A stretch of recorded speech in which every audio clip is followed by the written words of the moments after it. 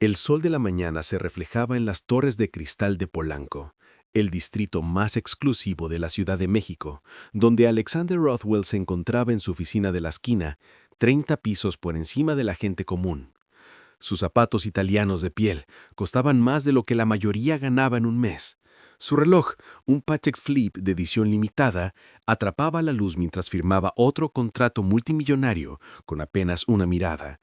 A sus 28 años, Alexander había heredado un imperio valorado en miles de millones y vestía esta herencia como una armadura contra el mundo. Pero el día de hoy no se trataba de fusiones o adquisiciones.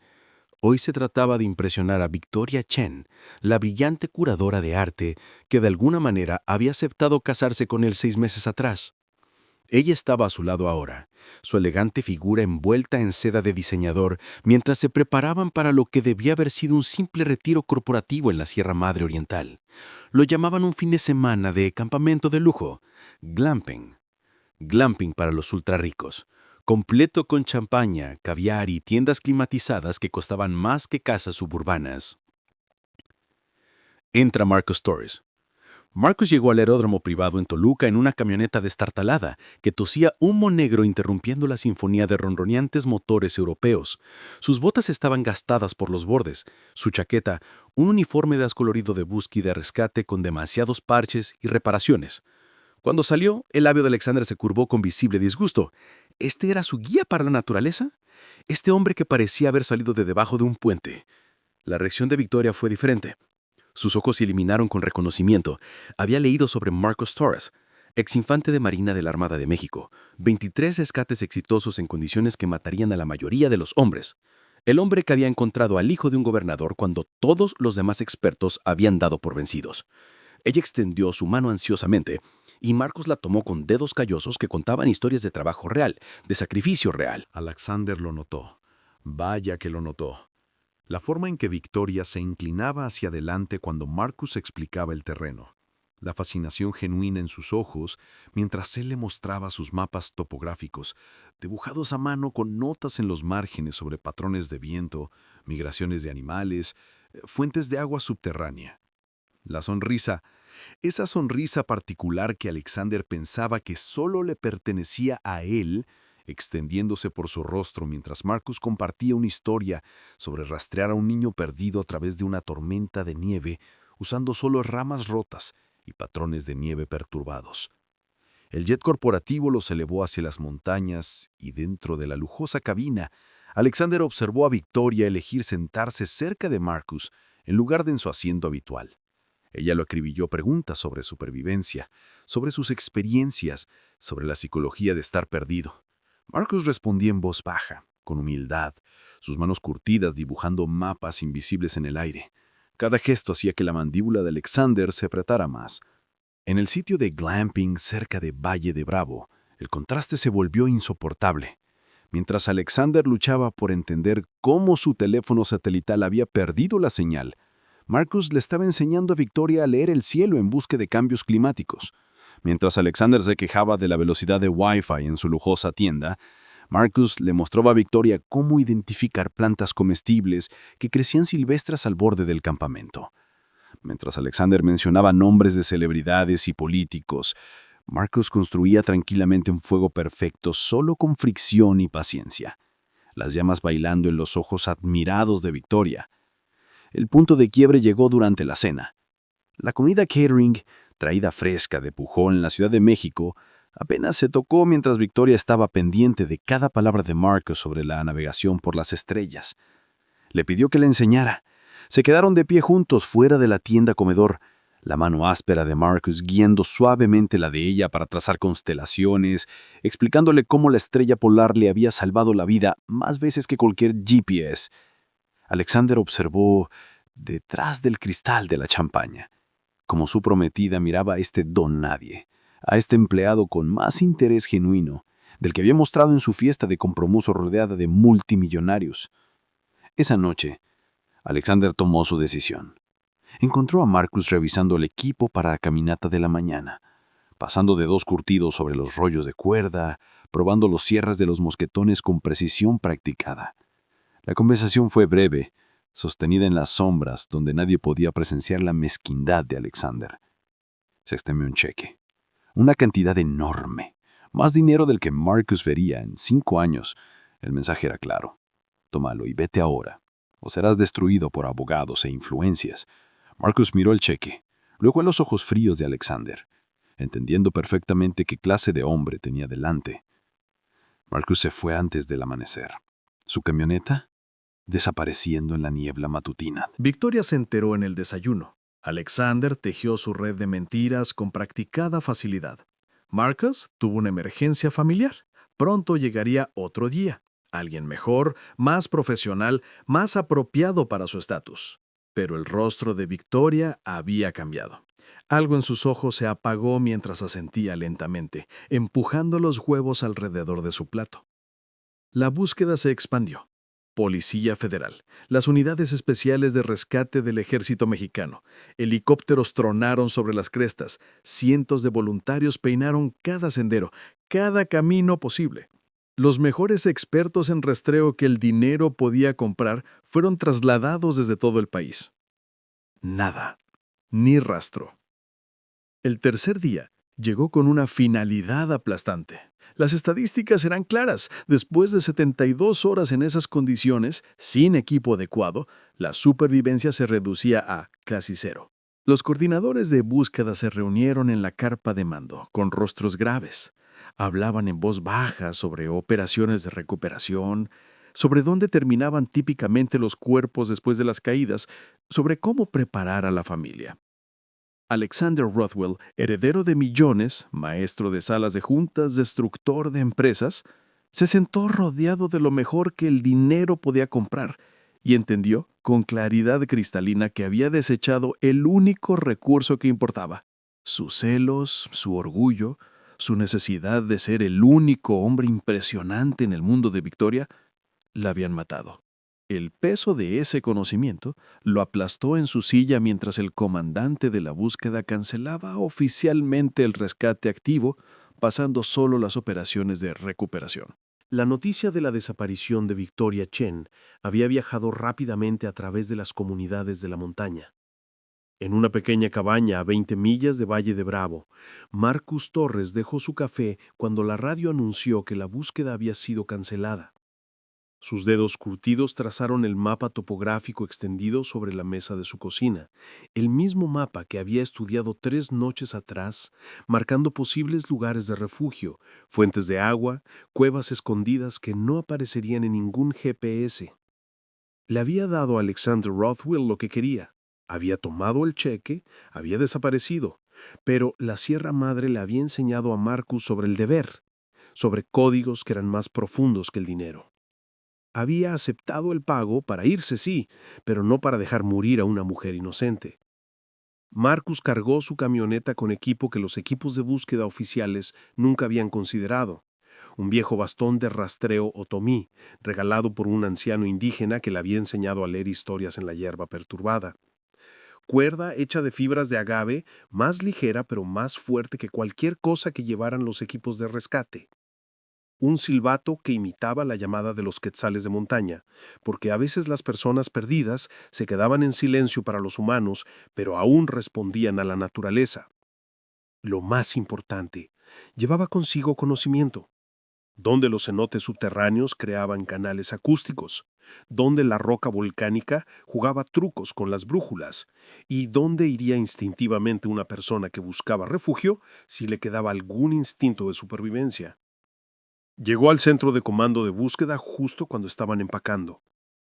Los agentes de la Policía Federal lo miraron como si fuera invisible, solo otro curioso local.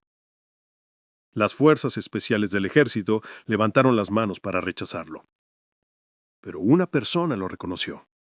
La comandante Sara Mendoza, una coordinadora de búsquedas veterana de protección civil, que había trabajado con Marcus antes.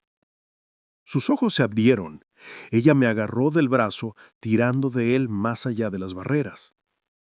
La carpa de comando estalló en caos cuando Marcus entró. El rostro de Alexander Rothwell pasó de desesperación a rabia y miedo en 3 latigos. Se levantó, señaló, su voz quebrada mientras exigía que sacaran a ese hombre. Pero Mendoza ya estaba extendiendo los mapas a mano de Marcus sobre las pantallas digitales, observándolo marcar patrones que nadie más había visto. Marcus ignoró a Alexander por completo. Su dedo trazó líneas a través de las elevaciones, siguiendo algo invisible para los más. Tomó fotos de los drones, las sostuvo a la luz, notó sombras que sugerían salientes que el software de imágenes había pasado por alto. Estudió los datos meteorológicos de hacía 3 días, los cotejó con su conocimiento de cómo se movía el viento a través de esos valles específicos, donde empujaría a alguien que buscara refugio si le quedara algún instinto de supervivencia. Luego hizo una pregunta simple que silenció la sala. Alguien había revisado las viejas cuevas de la Guerra Cristera en la cara norte.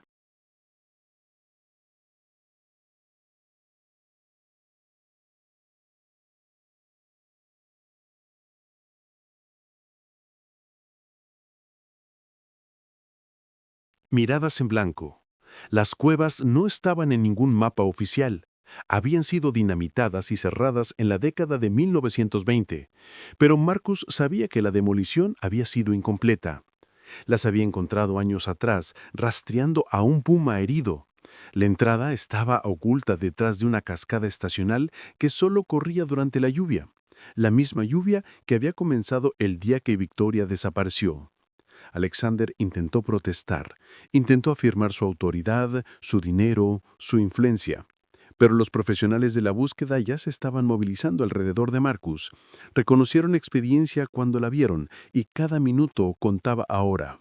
Mendoza le puso un radio en la mano a Marcus. A los pilotos de helicópteros de la Fuerza Aérea Mexicana se les dieron nuevas coordenadas. Los equipos de perros fueron redirigidos. Marcus se movió a la naturaleza como si hubiera nacido de ella, donde los equipos oficiales habían utilizado la fuerza bruta, cuadrículas, tecnología, números. Marcus leyó la historia de la montaña. Una rama rota a la altura del hombro, no a la altura de un ciervo. Musgo perturbado solo en rocas orientadas al norte, lo que sugiere que alguien se movía sin conocimiento de brújula. Un patrón particular en el lodo que parecía huellas de botas de diseñador, no de botas de hiking. Encontró su bufanda Hermes I, no rasgada en una rama como un accidente, sino atada deliberadamente. Victoria había estado dejando marcadores, solo que no eran los que los equipos de búsqueda reconocían. Ella había recordado su lección sobre el uso de tela para marcar la dirección. La bufanda apuntaba al noroeste, hacia las cuevas ocultas. La cascada rugía por 3 días de lluvia acumulada. Detrás, invisible a menos que supieras exactamente dónde buscar, había oscuridad. Marcus descendió a rapel, su linterna frontal cortando sombras que no habían visto la luz en décadas. El sistema de cuevas se ramificaba en 3 pasajes. 2 no conducían a ninguna parte, pero del tercero vino algo que hizo que su corazón se acelerara. El sonido de agua goteando en un patrón demasiado regular para ser natural. Victoria estaba ahí. Inconsciente, pero viva, su cuerpo acurrucado bajo su chaqueta de diseñador que ingeniosamente había convertido en una trampa de humedad, recolectando gotas de agua en una depresión que había hecho con rocas. Su tobillo estaba claramente roto, envuelto en tiras rasgadas de su camiseta interior. Había sobrevivido con agua de cueva y las barras energéticas que había escondido en sus bolsillos después de que Marcus le advirtiera que siempre llevara provisiones de emergencia, sin importar cuán corta pareciera la caminata. El radio crepitaba con estática en la cueva, pero el silbato de emergencia de Marcos resonó. El sonido rebotó a través de los canales acústicos que él sabía que existían, llegando a los equipos de búsqueda de arriba. En cuestión de minutos, la operación de rescate se transformó de recuperación a reanimación. Los helicópteros convergieron, los equipos médicos se prepararon, los mejores médicos de traumatología del Hospital Ángeles en la Ciudad de México ya estaban siendo trasladados en avión. Marcos sacó a Victoria él mismo, a través de la cascada, subiendo por la pared del acantilado, sus músculos recordando cada agarre, cada camino seguro. Los equipos de búsqueda observaron con asombro cómo este guía desestimado y desechado emergía de un terreno que habían declarado imposible, llevando a la mujer que habían declarado muerta. Pero la historia no terminó con el rescate. En la carpa médica, mientras los ojos de Victoria se abrían, mientras el oxígeno devolvía el color a sus mejillas, su primera palabra no fue el nombre de Alexander, fue Marcus. Su mano se extendió, agarró sus dedos curtidos y ella susurró lo suficientemente fuerte para que todos la escucharan. «Regresaste. Él te echó, pero regresaste». La carpa se quedó en silencio. Todos los ojos se volvieron hacia Alexander Rothwell. La comandante Mendoza se adelantó.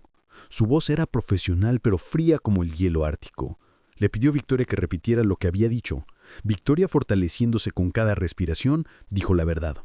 Cómo Alexander había estado celoso, cómo Marcus había desaparecido de la noche a la mañana, cómo Alexander había mentido sobre la emergencia familiar. Los agentes de la Policía Federal intercambiaron miradas. Poner en peligro imprudentemente. ¿Negligencia criminal? Interferir con las operaciones de rescate al despedir personal calificado. Bajo la ley mexicana los cargos podrían ser severos. El cheque que Alexander le había extendido a Marcus. Marcus lo mostró ahora, sin cobrar todavía en su cartera, prueba del soborno, prueba de los celos que casi matan a Victoria Chen. Los equipos de noticias de Televisa y TV Azteca, retenidos hasta ahora, fueron liberados por la propia Mendoza. La historia explotó en los canales, en las redes sociales, en todo el mundo. Los celos de un multimillonario casi matan a su prometida en la Sierra Madre. Héroe guía despedido, salva mujer después de que los equipos federales fallan.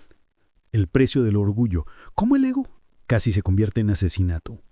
Marcus intentó pasar desapercibido de nuevo, desaparecer como siempre lo hacía después de un rescate.